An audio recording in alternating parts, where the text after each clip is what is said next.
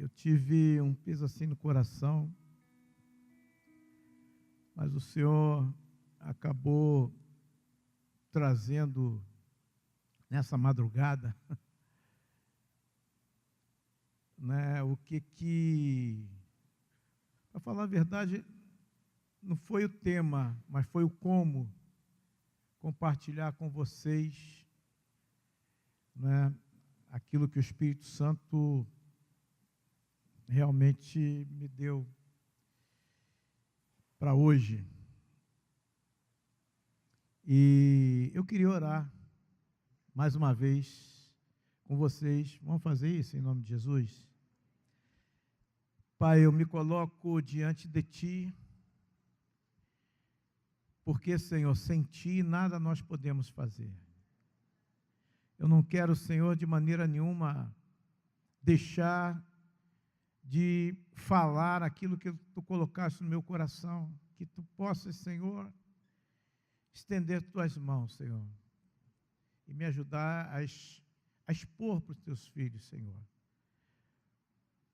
aquilo que Tu me disseste. Também, Senhor, que Teus filhos possam ter ouvidos para ouvir, e assim, ó Pai, caminhar a partir desse momento com a Tua luz, Senhor, de uma maneira totalmente especial, Senhor.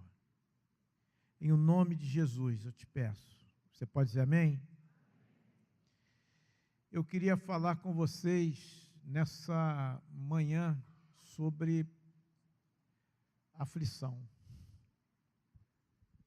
E eu queria ler com vocês um texto que se encontra em João 16, no versículo 33, que eu creio que deve ser bem conhecido de vocês, porque muitas vezes nós citamos até de cor.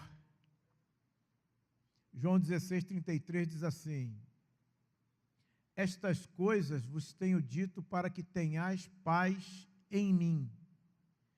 No mundo passais ou tereis aflições, mas tende bom ânimo. Por que, igreja? Jesus declara que Ele venceu o mundo. Ele está falando de mundo, tá ok? E interessante que Ele diz isso, não é? Que nós passaríamos por aflições no mundo, mas que nós deveríamos ter paz nele. Esse é o segredo. No mundo tereis aflições, mas tem de bom ânimo. Muitas vezes a gente fica, mas como é que eu vou ter ânimo na aflição? Mas ele aqui explica: vocês tenham paz em mim. Então, para nós termos ânimo na aflição, nós precisamos encontrar o quê? A paz. A paz que excede todo conhecimento, todo entendimento numa pessoa. Não é numa circunstância, não é numa situação, mas numa pessoa que é Jesus. Amém? Tranquilo aqui? Podemos continuar? Deixei algumas coisas aqui escritas, né? Para alguns vai ser um tapa na roda aqui, um relembrar, porque tem gente que muitas vezes ela vem, né, a Cristo, mas ela acha que os problemas dela acabaram. E muitas vezes, queridos, problemas que trazem aflições, que trazem dor à nossa vida, elas acontecem. E acontecem por várias maneiras, diversos motivos, elas acontecem. O que, na realidade, nós precisamos avaliar é cada aflição. Vocês vejam aqui o testemunho do Ideraldo, né?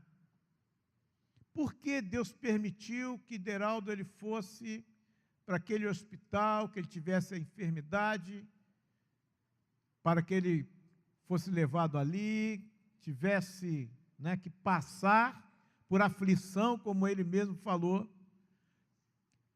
que houveram momentos tremendamente difíceis para ele. Mas uma coisa eu sei, é que Deus, Ele tem um amor por nós que excede todo o entendimento. Deus te ama de maneira tal que Ele enviou Jesus para que você pudesse ser alcançado, revelado, e você pudesse encontrar em Cristo aquilo tudo que você precisava. Mas isso foi a preço de sangue, a preço de sacrifício, a preço de dor. Imagina você que é pai, que é mãe, enviar teu filho para a morte. Já pensou nisso? Mas o Senhor fez isso. Não foi só a morte de Cristo. O problema foi o porquê da morte. Por que Jesus morreu?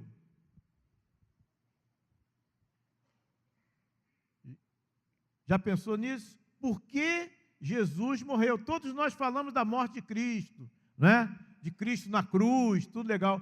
Mas houve um motivo. Porque Jesus levou sobre si o seu pecado, o meu pecado. Foi por isso que ele morreu. E, na realidade, Jesus morreu, mas ele mesmo não tinha pecado. Ele tomou o teu lugar, porque quem era para estar naquela cruz era você. E Deus entregou, por amor a você, por amor a nós, Ele entregou Jesus, para que nós pudéssemos hoje estar aqui, adorando o Senhor, louvando, e livres do pecado, livres da condenação. Então, isso é algo tremendo e maravilhoso. Só que houve o maior preço de Jesus, não foi simplesmente a morte, como ser humano, morrendo numa cruz, com muita dor, muito sofrimento, mas foi a separação do Pai. Eli, Eli, lama sabachthani. Pai, Pai, ó Deus, Deus, por que me desamparaste? Eli, Deus meu, por que me desamparaste? Separação do Pai, por causa do nosso pecado, foi a maior dor que Jesus sofreu. Então, amados, isso é uma coisa muito importante que você entenda. Por isso, quando você passa pela luta, pela dificuldade, pela tribulação, pela aflição, é importante que você ore para Ele e você entenda aquilo que Ele fez.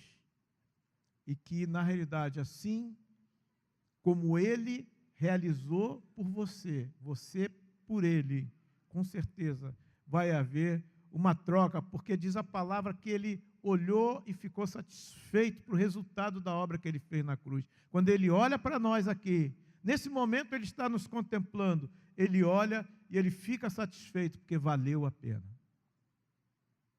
Nos deu a salvação, nos deu a libertação, nos deu a vida nova, nos levou outra vez para o reino de Deus. Mas era muito fácil o Senhor nos visitar, nos revelar a Ele mesmo, e aí também nos tirarmos deste mundo quando nós entregamos, quando nós fazemos um pacto com Jesus, era muito fácil.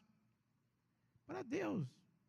Só Ele fazer assim e pronto, já estaríamos com Ele na glória. Mas não, nós temos uma missão aqui na terra. Agora, o nosso alvo é sermos aperfeiçoados, nos tornarmos a estatura do varão perfeito que é Cristo Jesus. Nós estamos aqui porque Deus está nos aperfeiçoando e também nos levando a fazer o que o Ideraldo testemunhou aqui. Aonde ele estava, naquele momento da aflição, ele não esqueceu do Senhor. Ele proclamou a palavra. ele falou de Cristo, ele revelou que haveria esperança para aquelas pessoas. Então, queridos, muitas vezes no meio da aflição, nós não enxergamos o motivo porque estamos passando aflição. O motivo para Deus, por que Ele está permitindo que aquilo aconteça na nossa vida. Eu não sei qual é a aflição que você está passando. Agora, todos nós temos aflições. Todos nós. Tá certo? Então, vamos conversar um pouquinho sobre isso. Em primeiro lugar, por que nós passamos aflições? Ponto número 1. Se você está anotando, você coloque. Ignorância. Tá certo? Oséias 4, meia dúzia, fala sobre isso. Diz assim a palavra do Senhor. Oséias 4, meia dúzia diz: o meu povo está sendo destruído, porque lhe falta o conhecimento. Porque tu, sacerdote, rejeitaste o conhecimento, também eu te rejeitarei, para que não sejas sacerdote diante de mim. Visto que te esqueceste da lei do teu Deus, também eu me esquecerei de teus filhos. Deus está falando aqui uma palavra dura, porque aqueles sacerdotes que eram responsáveis em ensinar a palavra para o povo, porque o povo ele não tinha conhecimento muito de leitura, de muitas coisas, então o sacerdote ele era o responsável, conhecedor da lei, em passar a lei, o conhecimento da palavra de Deus para o povo de Deus. Isso não acontece com vocês hoje, porque vocês têm a Escritura Sagrada, vocês têm a lei na casa, no celular, no tablet, no computador, em vários lugares, vocês hoje têm acesso à palavra de Deus. O que nós fazemos hoje é cooperar a nível pastoral com as pessoas que querem chegar a essa estatura de varão perfeito. Cooperar como? Ajudando, aconselhando, repreendendo, assistindo. Essa é a nossa responsabilidade.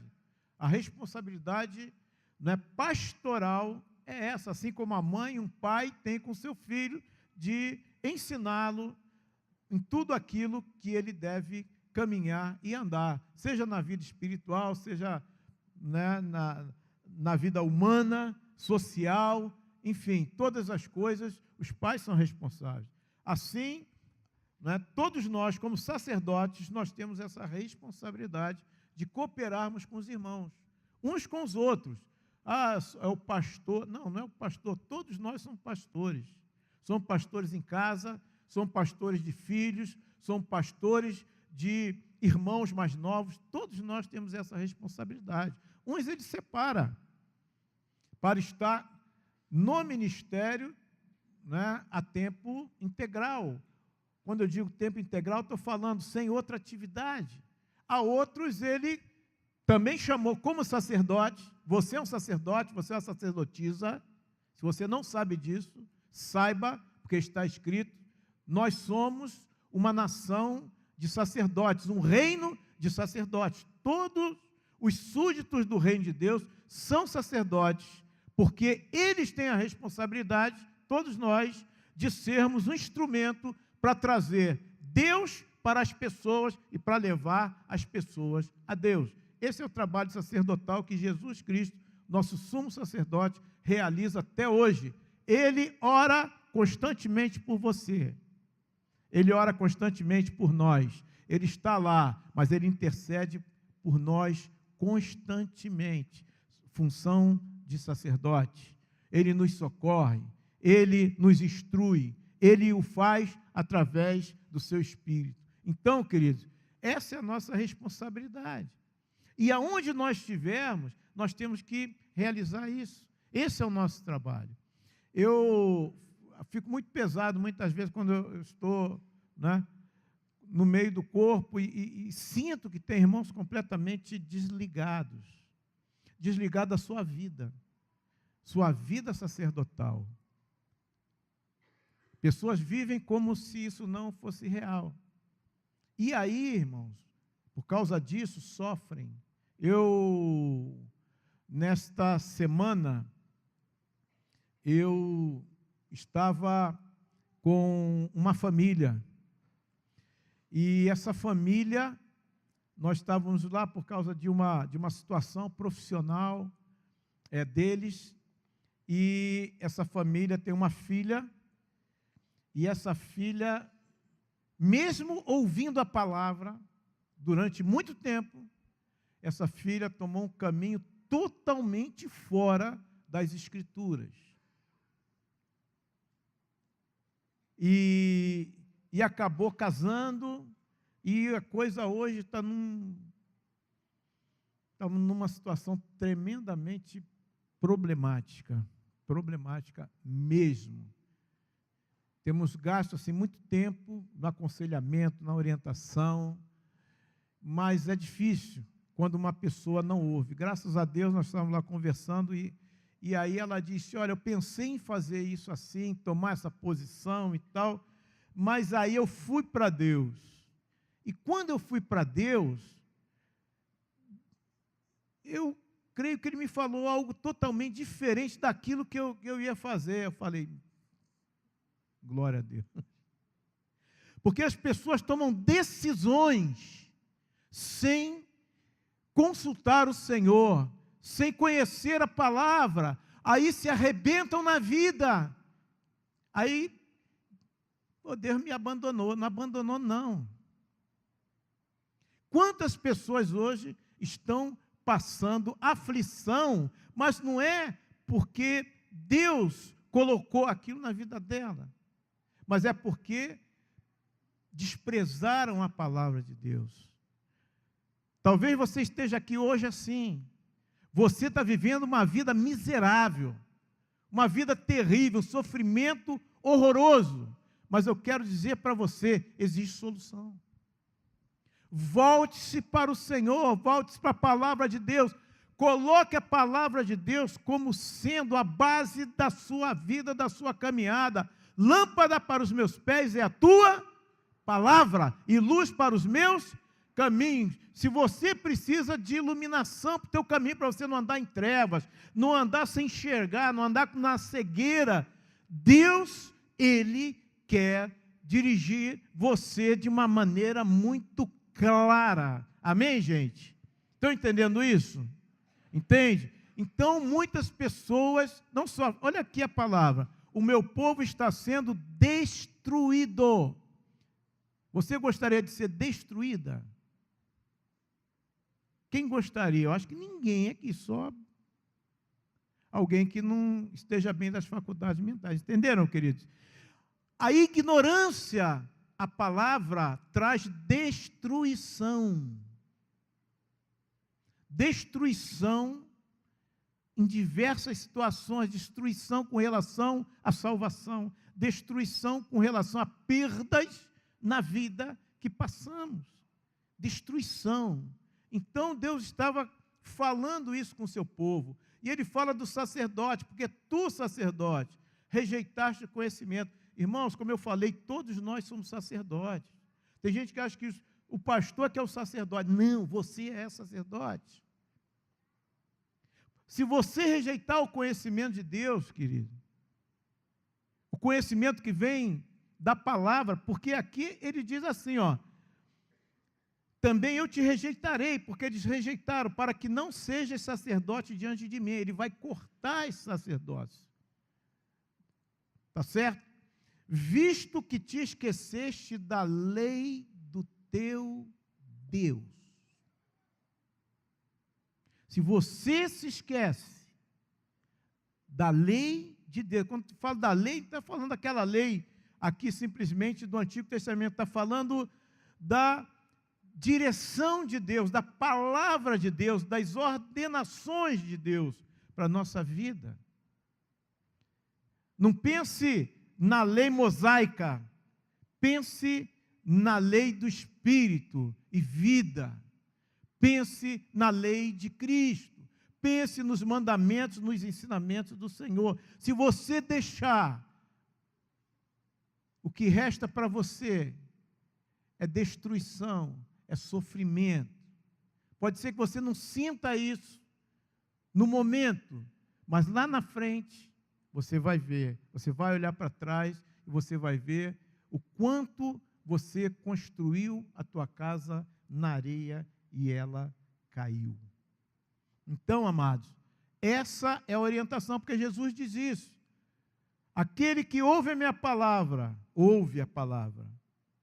e constrói a sua casa, a sua edificação de vida sobre a areia, virão os ventos, tempestades, os rios, e aquela casa vai cair. A casa caiu.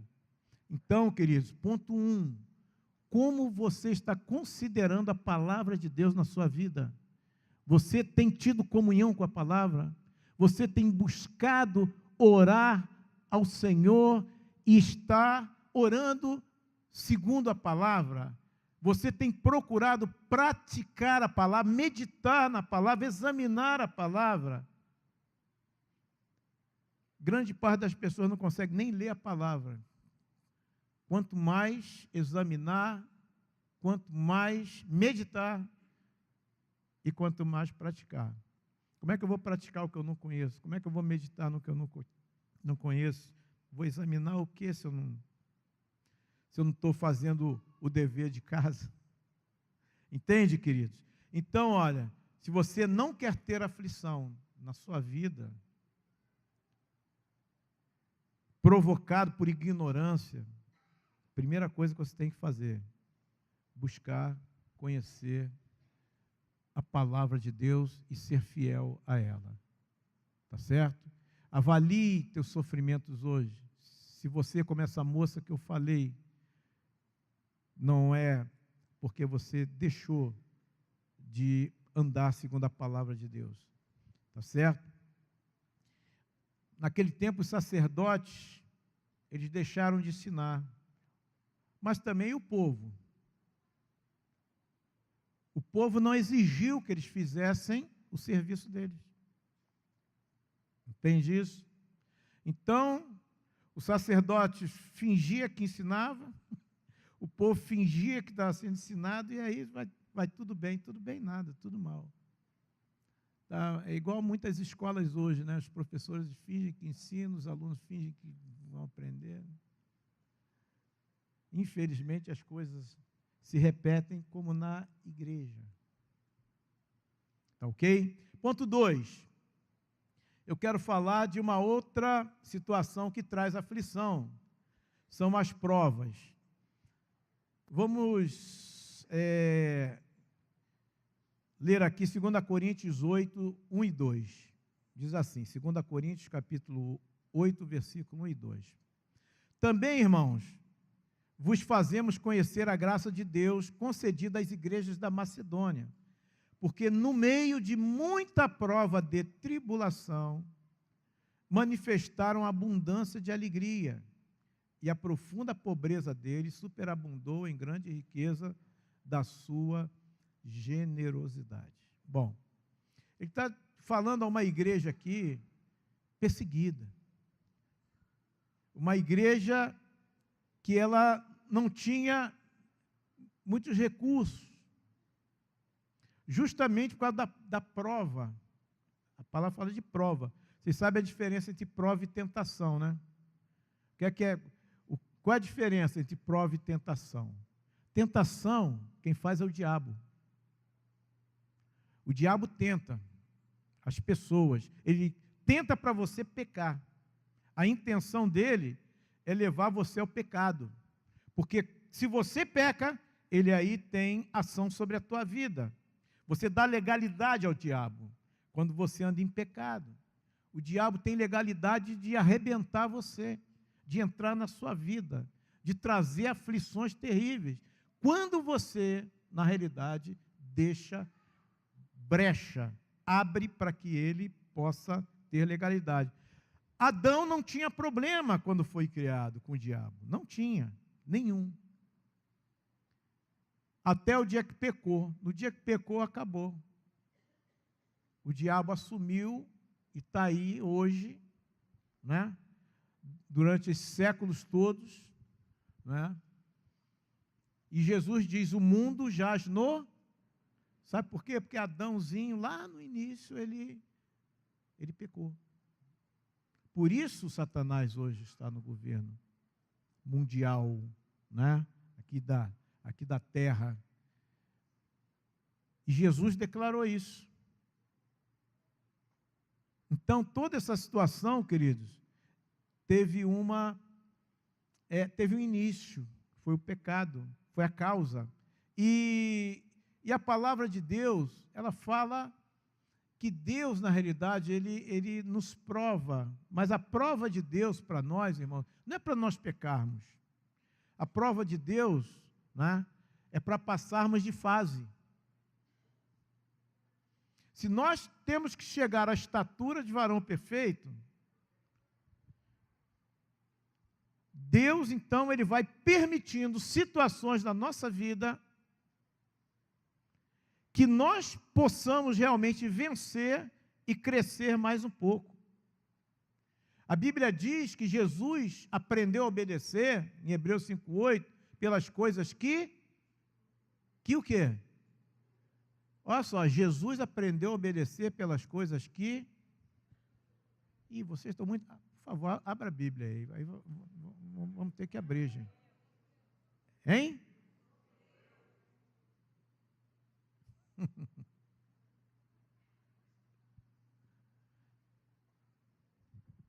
Jesus aprendeu a obedecer. Por que Jesus aprendeu a obedecer?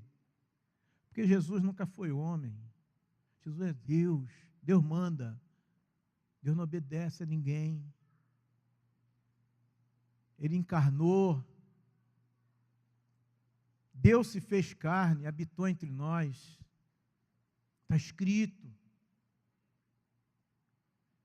Então Jesus, ele veio numa condição, mas esse aprendizado veio pela dor. E Jesus aprendeu. Então, amados, a prova nos leva a sermos aperfeiçoados em Cristo Jesus. Qual é o alvo que você tem na sua vida? Qual é o alvo que nós, igreja, cada um de nós tem na vida? Qual é o alvo? Nós já ensinamos isso aqui várias vezes. Qual o alvo que tem que ser na sua vida? Alvo, qual é? Obrigado. Ser semelhante a... Esse é o alvo. O seu alvo, tudo que você faz, tudo que você busca, tem que ser com esse alvo. Se você não está nesse alvo, você está perdido. Quando eu digo perdido, não é não salvo, não é isso. Perdido, você está andando sem direção. Porque tudo que você deve fazer na sua vida é conformar a sua vida à imagem de Jesus. Você tem que ser a imagem de Jesus no caráter e você tem que ser a imagem de Jesus nas obras. O que você faz, obra de Deus, Jesus, ele foi exemplo para nós de obra, serviço, Jesus foi exemplo de tudo para nós, entende isso? Então, o nosso alvo tem que ser semelhante a Jesus. Uma pessoa que não lê a Escritura, ela não conhece Jesus. Como é que eu conheço Jesus? Se eu quero conhecer, né, sei lá, vou chutar aqui alguém, Jorge Amado. Como é que eu posso conhecer a vida desse homem? Se você tem um trabalho de escola, você vai escrever sobre Jorge Amado. O que é que você vai fazer? Vamos lá. Tem que fazer o quê? Ler a biografia. Aonde você encontra a biografia de Jesus? Só tem um lugar na Escritura Sagrada. Quem não tem comunhão com a Escritura Sagrada não pode conhecer a vida de Jesus. Agora, se você quer conhecer Jesus, você tem que ir além. Eu sempre falo para os irmãos, você não lê a Bíblia para conhecer a Bíblia. Você lê a Bíblia, você além de conhecer a Bíblia, você vai conhecer Deus. Entrega o teu caminho, confia nele. Como é que tu vai confiar numa pessoa que não conhece? Por isso a igreja anda do jeito que anda por aí. pessoas se dizem cristãs totalmente ignorantes com relação a quem é Deus, como Deus se manifesta, qual a vontade de Deus, quais são as coisas. As pessoas não sabem, vivem na religião. Mas você precisa conhecer Deus. Deus é um ser pessoal, é uma pessoa. E como pessoa, você tem que se relacionar com quem você quer conhecer. Se eu quiser conhecer você, eu tenho que andar com você. Como é que eu vou te conhecer se eu não ando com você? Quais são os teus gostos pessoais? O que você gosta de comer? Eu me lembro que uma vez um pastor da onde eu congregava lá, ele perguntou: vocês me conhecem? Aí os irmãos, o que é que eu gosto de comer? Aí ele fez algumas perguntas lá que o pessoal... Tem casais que não se conhecem, convivem juntos, né? Tem esses negócios, às vezes, encontros de casais e tudo, que fazem as perguntas, aí o cara, vem cá, isso assim, fala tudo trocado. Por quê? Não se conhece, não tem interação, entende? Assim, infelizmente, vive a igreja morna, fria, porque não tem interação com o Pai, não tem interação com Cristo, não tem interação com o Espírito Santo. Mas nós não podemos andar assim e achar que isso é normal. Não é normal, irmão, sou evangélico, que isso, irmão? Faz isso não, por favor, em nome de Jesus. Deus, Ele quer se relacionar com você, comigo, conosco. Se você não tem relacionamento com Deus, o que é que você tem, gente? A chave da vida cristã, ó, guarda o que eu vou colocar, escreve, tá certo que eu vou colocar. A chave da vida cristã chama-se relacionamento com Deus, comunhão com Deus, intimidade com Deus. Essa é a chave. Se você não tem isso, você pode estar sendo um bom religioso, faz as coisas para Deus, mas você não tem conhecimento de Deus. Entende? Então, Deus permite as provas para que a gente o busque mais, que a gente se achegue mais a Ele. Chegai-vos a mim, e eu me chegarei a vós outros. Não é assim? Chegai-vos. Deus quer que você chegue. Deus quer que você se aproxime dEle. É isso que Ele quer. Quando a gente está bem, esquece de Deus. É, Deus, legal. Quando vem a aflição, meu irmão, quando vem a prova,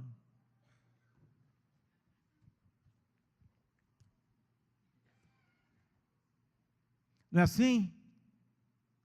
Meu filho está doente agora, o médico disse que vai morrer. Né? Ah, meu irmão, aí não tem nada que impeça a pessoa de fazer tudo que pode, inclusive buscar Deus. Principalmente quando tem a notícia assim, ó, não tem mais jeito não. Então, amados, é um tempo para nós entendermos. Bom, a outra situação, né, a gente colocou aqui, que são as consequências, né? Não vos enganeis, de Deus não se zomba, Gálatas 6:7. Deus não se zomba, pois aquilo que o homem semear, isso também se fará. Você pode estar colhendo algo que você semeou.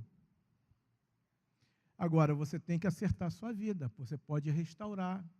Se você semeou algo que não foi bom, busque a Deus, porque Ele vai te dar uma direção, uma orientação de como você, na realidade, minorar ou acabar com o problema. Porque, às vezes, tem situação que não tem como minorar. Se eu, na minha vida pregressa, tive um relacionamento errado, gerou uma criança, essa criança é minha responsabilidade. Eu não posso deixar de cuidar daquilo que eu fiz. Se eu cometi um crime, eu tenho que acertar a minha vida. Eu tenho que restaurar as coisas que eu fiz errado. E muitas vezes as coisas estão trazendo consequências, às vezes não são nem consequências físicas, visuais, mas às vezes na consciência. Quantas mulheres têm problema porque um dia abortaram?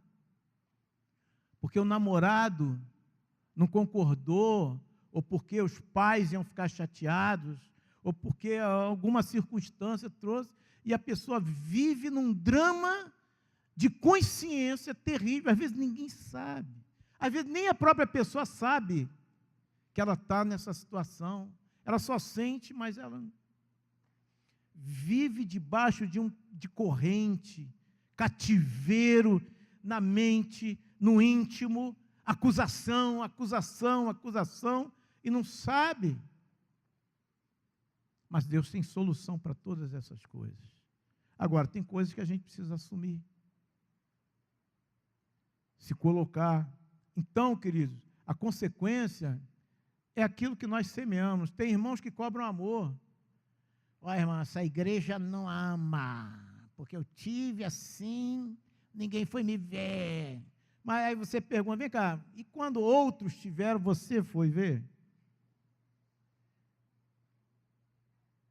Esse negócio das pessoas reclamarem, você vai ver que elas fazem igual, porque quem faz não reclama.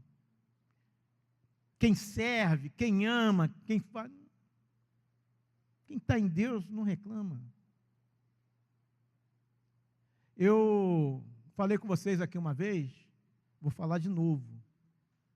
Eu não espero nada de ninguém. Esse foi um dos segredos que Deus me passou. Eu quero dar. Se alguém quiser me ajudar, tudo bem, mas eu não espero nada de ninguém, não espero da minha família, não espero da igreja, não espero. Eu faço a minha parte. E assim aprendi, irmãos, a não me decepcionar. Quantas pessoas vivem decepcionadas com filhos, com maridos, com esposas esperando? Ah, eu fiz tanto por ele, ninguém nem me reconhece, esperando da igreja. Ah, minha irmã, você é uma bênção, não sei. Irmã, faz para Jesus. Quando você faz para Jesus, existe uma promessa. Sabe qual é a promessa? É que Ele vai te recompensar. Quando você dá um copo d'água, existe uma promessa. Um copo d'água. O Senhor diz que você vai receber o galardão daquele ministério que você serviu. Não faça as coisas esperando recompensa de ninguém. Seja livre hoje, se você tem vivido assim, esperando os outros, decepcionados, chateados, para baixo. Em nome de Jesus, tudo que você fizer, faz para a glória de Deus. Se vier recompensa do homem, vem. Se não vier, melhor. Sabe por quê? Porque melhor é a recompensa que vem do Senhor. É isso que Jesus fala. Isso é ensino de Jesus, irmãos. Ensino de Jesus. Quando for jejuar, não fica... Estou jejuando, horrível. Não desfigura o rosto para os outros verem. Fulano é espiritual para caramba, né? Tudo que você fizer, não faz esperando do homem nada. Espere em Deus. Não tem nada melhor do que nós esperarmos no Senhor. Porque Ele é justo. O homem é injusto, mas Ele é justo. Então, amados, as aflições podem estar acontecendo por outras coisas. Eu só queria deixar registrado aqui, eu queria falar com vocês, que nossos irmãos hoje passam aflições em diversos lugares. Talvez você esteja passando aflição aqui, por situações familiares, situações pessoais, profissionais, várias coisas podem estar acontecendo na sua vida. Mas eu queria dizer para vocês que tem gente vivendo muito pior do que você. Você hoje está aqui numa boa. Mas existem pessoas hoje sofrendo muito. Sabia disso? Sofrendo muito. Inimaginável, talvez, para você. O sofrimento dessas pessoas. E uma das coisas que acontece do sofrimento, por incrível que pareça, é decisão por Cristo. Sabia disso? Eu vou dizer para vocês, o próprio Senhor fala isso. O próprio Senhor declara isso. Olha o que ele diz em Marcos, no capítulo 4, né? Ele diz, né, falando da parábola do semeador, ele diz que existem pessoas que recebem Jesus, ouvem a palavra, e logo quando elas recebem a palavra de Deus, elas creem. E aí recebem com alegria a palavra. Mas ele diz aqui o seguinte: mas em lhes chegada a angústia ou a perseguição por causa da palavra, ok? Logo se escandalizam, logo as pessoas, perseguição por causa da palavra. Às vezes você vivia lá atrás como ímpio, como ímpia, numa boa, estava na balada, estava fazendo um monte de mutreta, estava ganhando dinheiro, enrolando os outros, estava fazendo um monte de coisa. Aí você se converte. Agora sou de Jesus. Aí começa a tirar da sua vida aquelas coisas contrárias às Escrituras. Bom, aí você já não está ganhando mais como ganhava. Eu me lembro de uma irmã que ela vendia para um grupo forte no Brasil, e ela tinha que dar na venda 10% para o comprador desse grupo. Ela se converteu. Não, agora eu vou ter que conversar. Foi lá, conversou e acabou. Ela perdeu o cliente, não pôde mais anunciar para o cliente. E aí, querido, começou o problema, porque era a fonte de renda dela, e começa a procurar daqui, procurar dali, começou a perder. Teve uma irmã que ela era secretária, e Deus entrou na vida dela. Ela, como secretária, o patrão dizia: ó, se alguém ligar para mim, diz que eu não estou. Se converteu e... Chefe, eu agora estou vivendo uma nova vida,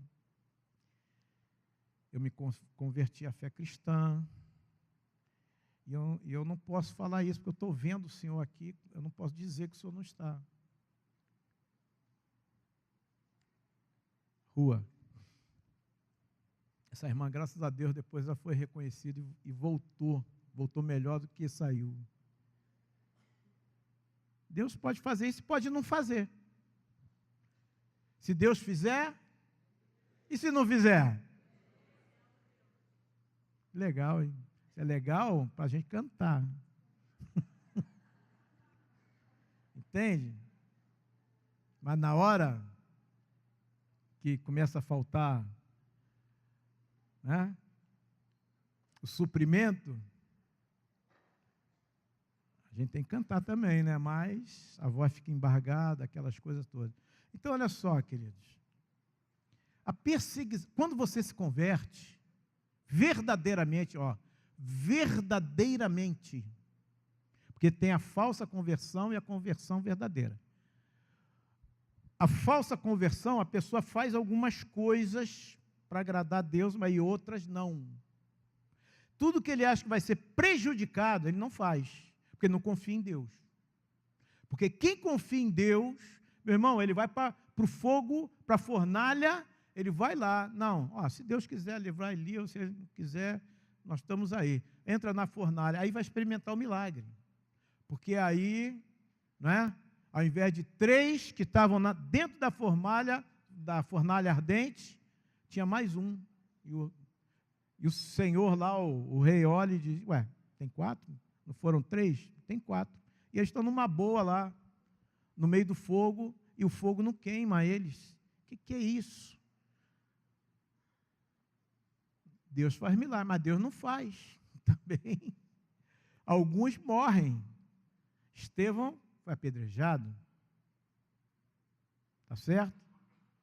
Tiago, primeiro, morreu a fio da espada.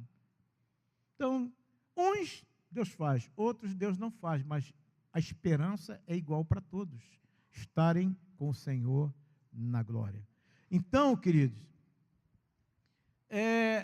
mas a perseguição, irmãos, ela é terrível. Nós já recebemos pessoas aqui, né, dando testemunho sobre coisas que aconteceram nos países que eles estavam. Todo ano, queridos, nós temos aqui aproveitado o DIP. O que é o DIP? É o dia considerado a igreja perseguida. Entende?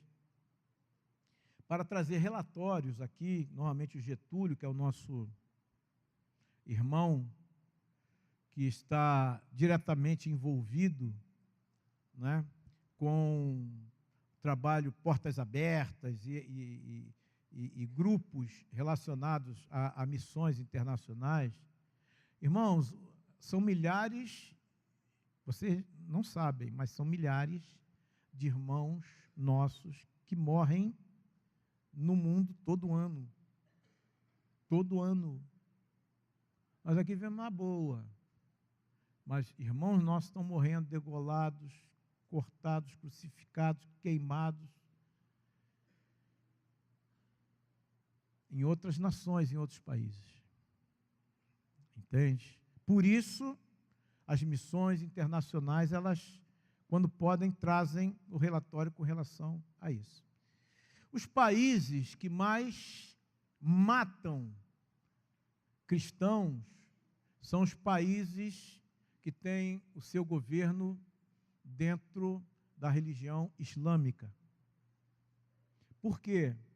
Para quem não sabe, no Alcorão, Maomé, ele dá uma declaração direta que todos os cristãos e os judeus devem morrer, não só eles ou nós, que todas as pessoas que não pertencem à fé islâmica devem morrer, todas.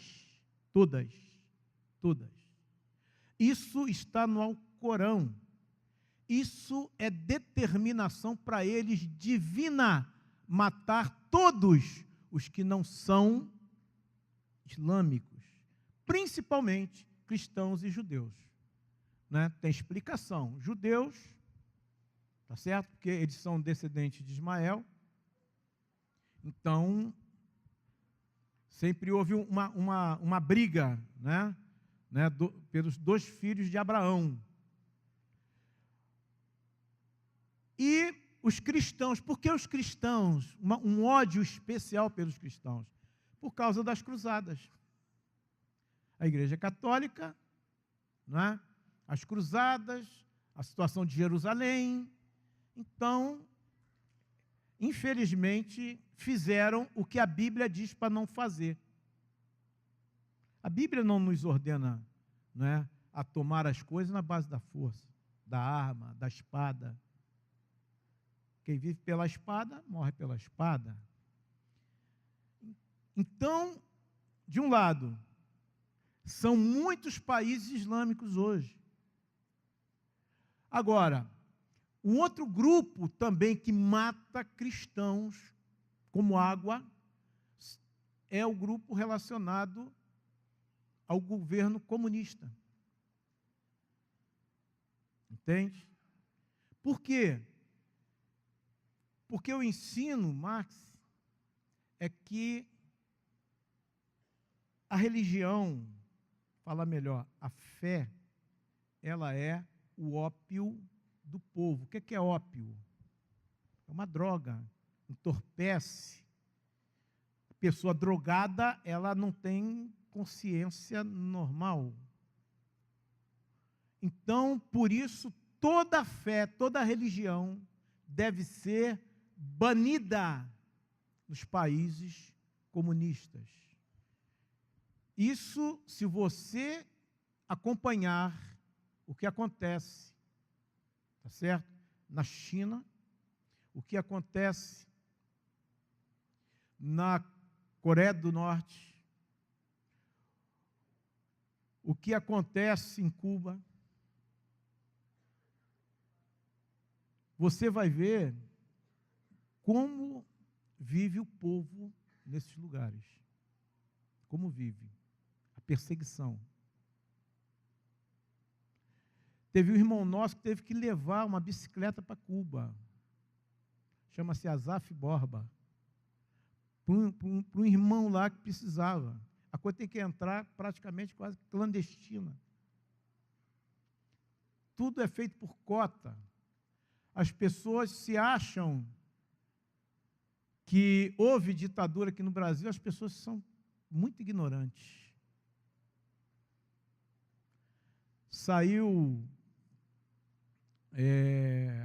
uma ida de repórteres para a Coreia do Norte. Irmão, lá a internet é uma totalmente, tudo que pode ser feito é supervisionada pelo Estado. Todas as pessoas pertencem ao Estado. Seu filho, filha, você, tudo é do Estado. O Estado governa totalmente as pessoas como eles querem. Não pode conversar nada, nem falar de fé, Deus, essas coisas, é condenação. Normalmente, quando essas nações, porque essas nações não nasceram assim. Esses regimes de governo entraram, e quando entraram, saíram destruindo tudo que havia nas nações. O comunismo, por exemplo, a primeira coisa que eles passam o cerol nos pastores, nos líderes, nos sacerdotes. Primeira coisa, já começa que você matando o pastor, o que acontece?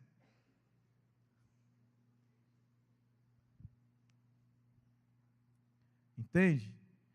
Primeira coisa, palavra não pode ser pregada. Você pode ter a fé para você, você não pode falar com ninguém da tua fé, da fé. Você não pode se reunir, você não pode ter célula. Você não pode ter outra pessoa na sua casa compartilhando coisas de Deus, porque tudo é vigiado. Quando a palavra de Deus diz que pai, filho entregaria pai e tal, tudo. Isso é comum nesse tipo de regime. Porque nada pode ser contra o Estado, nada. Você não pode ter nenhuma opinião. Se expressar qualquer opinião com relação ao Estado, você não pode falar nada com relação a uma fé que você tenha. Tá certo? Então, queridos, hoje, grande parte das nações são, de um lado, islâmicas, no Oriente Médio, principalmente, tá certo? E outras são grandes nações, como Rússia, como China, entende? E outras nações que são comunistas. E existe um terceiro grupo, que é o grupo chamado globalista, que até hoje nós somos. 3 grupos de governo mundial principais. Entende? Tudo que eu estou falando, queridos, para vocês pesquisem. Não acreditem no que eu falo. Se você não sabe, não acredite no que eu falo. O que eu quero colocar com isso? Você pode escolher se você quer viver uma vida de aflição ou não. Acrescentar mais uma aflição na sua vida. Além das situações, as provas, as coisas que acontecem, que trazem aflição, mas você pode acrescentar mais aflição. Eu acho, ou melhor, eu quero achar que nenhuma pessoa normal quer ser masoquista. É aquela pessoa que gosta de sofrer, tem prazer no sofrimento, me bate, me arrebenta. Você é assim? Eu não sou. Irmão, eu estou aqui pulando, mas eu estive fazendo um esporte aí. Quinta-feira eu tive uma distensão. Minha perna que está roxa. Hoje, graças a Deus, eu estou andando. Mas não está. Para sair do carro, eu tinha que sair assim, ó. Para sair da cama, a coisa estava séria. Eu não gosto de sentir dor à toa. Eu acho que você também não deve querer, né? Tem uns doidinhos aí que gostam. Aquele pessoal do sadomasoquismo, né? Aquele pessoal ali não é normal, tá ok? Então, olha só, meus irmãos, por que eu quero falar isso com vocês? Hoje, multidões no Vale da Decisão. Nós estamos próximos, queridos, a uma decisão. Nós estamos, em breve, votando no país.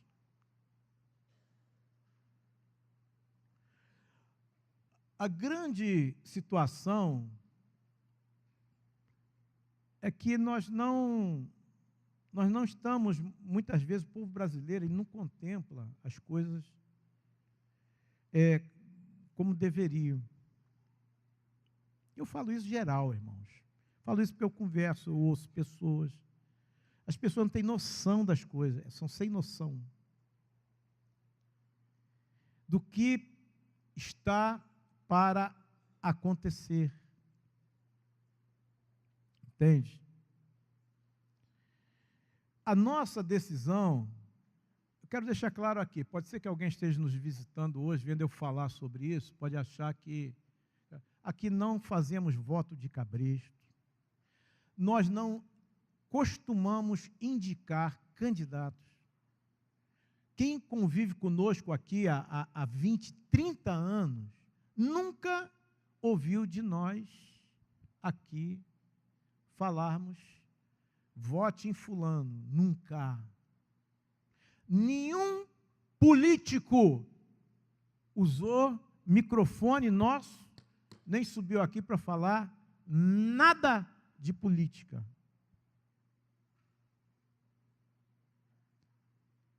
Alguém aqui já viu algum político aqui falando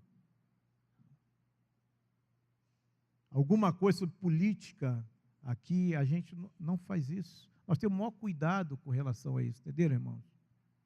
Porque a gente entende que a nossa batalha, a nossa luta é servir as pessoas. Aqui temos um projeto social. Quem quiser participar, investir no projeto social, pode investir. Tem gente que chega aqui, muitos anos nós já tivemos, irmãos, se você fizer isso aí, nós lá no governo, nós vamos conseguir isso, vamos conseguir. Não queremos nada com o governo. Tudo que temos aqui, vem daqui, ó, do nosso bolso. Do nosso bolso. Para a igreja. Projeto social é projeto social, para a comunidade. é outra história. Nós não misturamos. Entende isso? Não misturamos. Mas, irmãos, o momento hoje não é de falar de candidato. Sabe por quê? Então vamos abrir o jogo. O que vocês já sabem, tá? Só vou falar o que vocês já sabem. As urnas eletrônicas são fraudáveis. Eu tenho vários vídeos, inclusive de pessoas autorizadas a fazer fiscalização das urnas eletrônicas que estão lutando, ou que lutaram, e até recente agora ainda estão lutando, para que o voto seja um voto impresso, porque no Brasil a urna eletrônica ela pode ser manipulada de maneira fácil. Não é difícil não, fácil. Entende? E se você quiser saber, eu posso provar a você com vídeo. É só você entrar em contato comigo que eu mando para você. Mas é só você entrar no YouTube que você vai ver. Tá ok? Então, o que confiar em urnas fraudáveis? Então, queridos, não é o candidato, embora eu creio que nós deveremos tomar o seguinte passo. Semana que vem já está aí. Qual é? Primeiro, o Brasil, segundo todas essas coisas que estão acontecendo, que vocês estão acompanhando, como ideologia de gênero, a situação do feminismo, não sei mais o quê, tudo isso faz parte de uma ideologia comunista de implantação. O Brasil, ele está às portas para se tornar um país comunista. E se o Brasil se tornar comunista, o que é que vai acontecer? O que é que vai acontecer?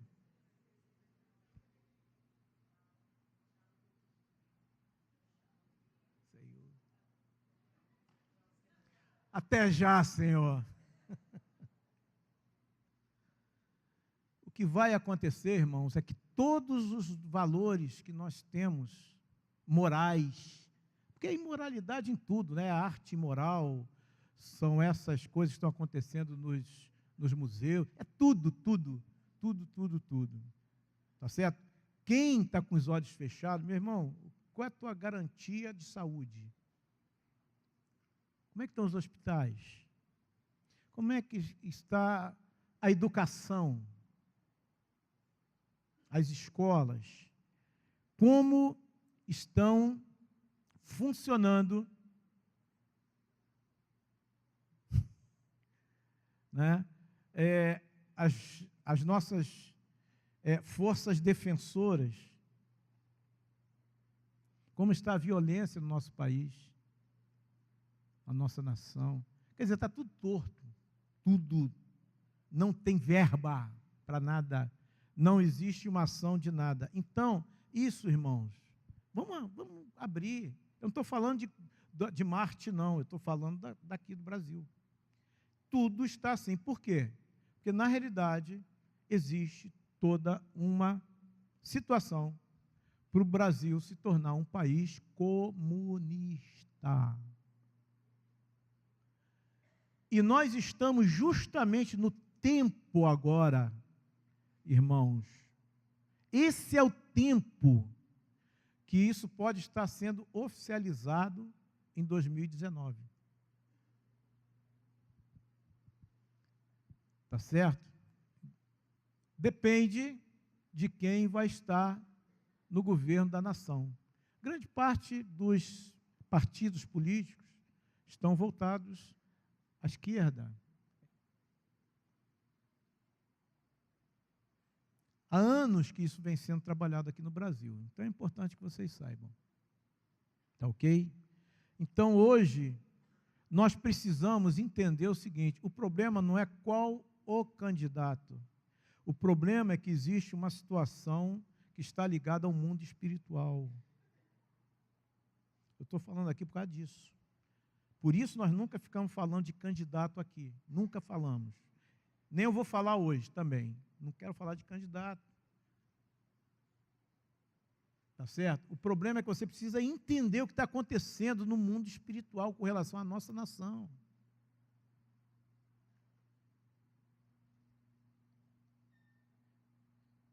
E você, se realmente você quer que o nome de Jesus continue a ser proclamado aqui, que você possa estar vivendo, não estou falando da vida social apenas, espiritualmente, você possa estar aqui em 2019, entrar nesse lugar com liberdade, adorar o Senhor, depende de você estar se juntando, queridos, para estarmos numa batalha, numa guerra. Nós estamos numa guerra, irmãos, uma guerra terrível. Só que a nossa luta não é contra sangue nem carne. A nossa luta não é contra os islâmicos, a nossa luta não é contra os comunistas, a nossa luta é contra o diabo. A palavra de Deus, ela fala sobre as coisas que estariam acontecendo no nosso tempo. Então, queridos, eu queria fechar com vocês com esse entendimento.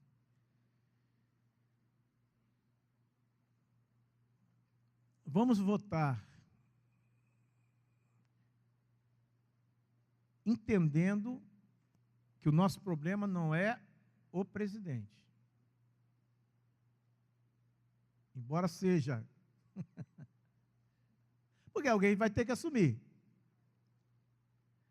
O nosso problema é entre o comunismo ou entre o que vivemos hoje, vamos chamar de democracia. Essa é a decisão. Isso daí envolve, o teu voto vai pesar. Pode ser que mude. Mas, em primeiro lugar, nós não temos que confiar no nosso voto. Nós temos que confiar nele.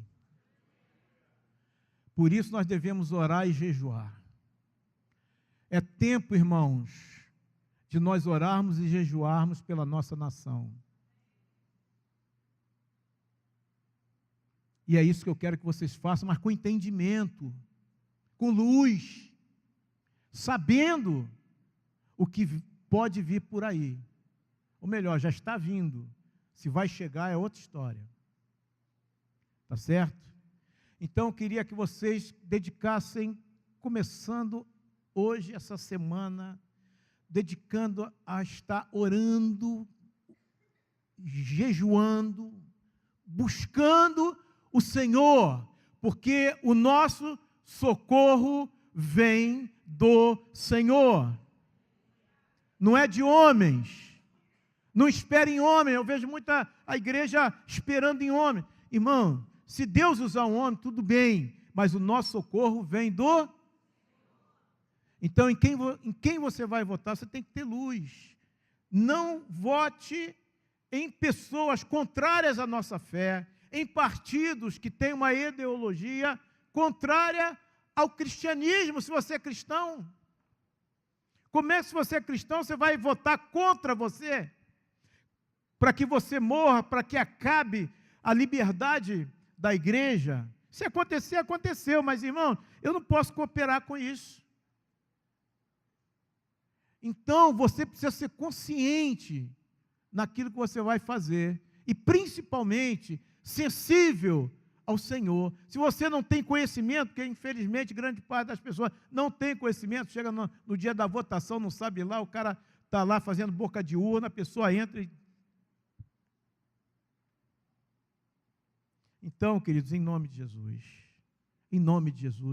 ore a Deus, converse com irmãos e irmãs que tenham entendimento melhor sobre esse assunto. Não seja ignorante. O meu povo perece porque lhe falta conhecimento. O meu povo está sendo destruído. nós seremos destruídos, irmãos. Se nós não tivermos luz, entendimento, conhecimento desse momento tão importante para a nossa nação. Tão importante. Se você está passando por aflição, eu queria orar por você.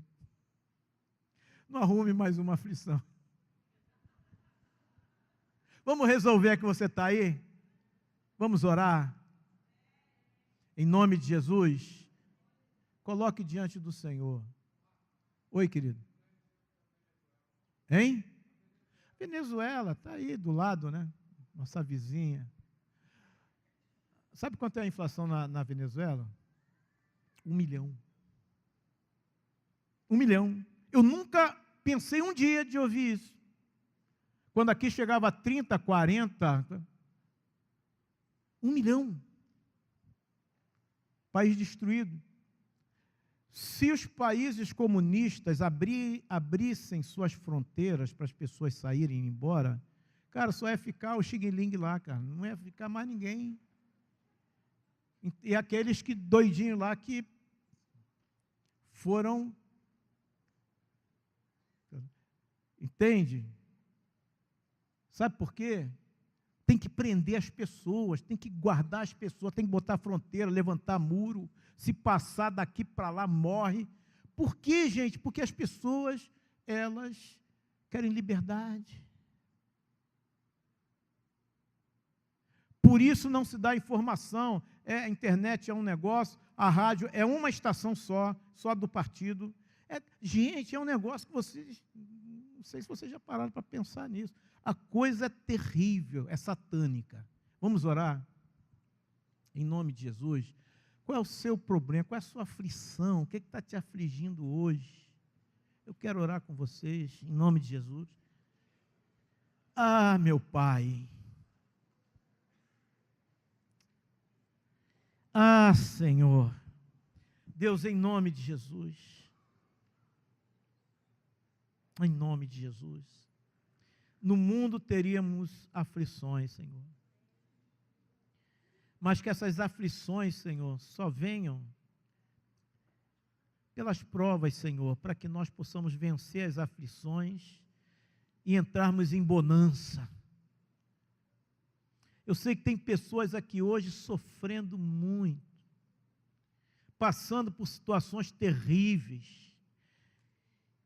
Senhor, o Senhor me mostra aqui uma pessoa dominada por droga aqui. Senhor, não consegue se libertar. Uma mulher está ficando mal, sendo destruída na sua vida, mas eu creio, Senhor, que Tu és o Deus libertador.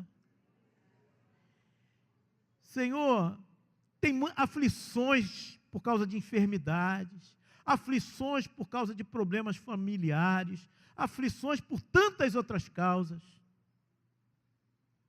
Mas, Senhor, Tua palavra diz que Tu nos livra de todas. Muitas são as aflições do justo, mas o Senhor o livra de todas as aflições. Eu quero que você agora, onde você está, você toma posse. Toma posse dessa palavra libertadora agora. Pega a tua aflição agora e coloca: Senhor, a minha aflição está sendo essa, mas agora eu coloco diante de Ti. E em nome de Jesus agora eu declaro ela vencida.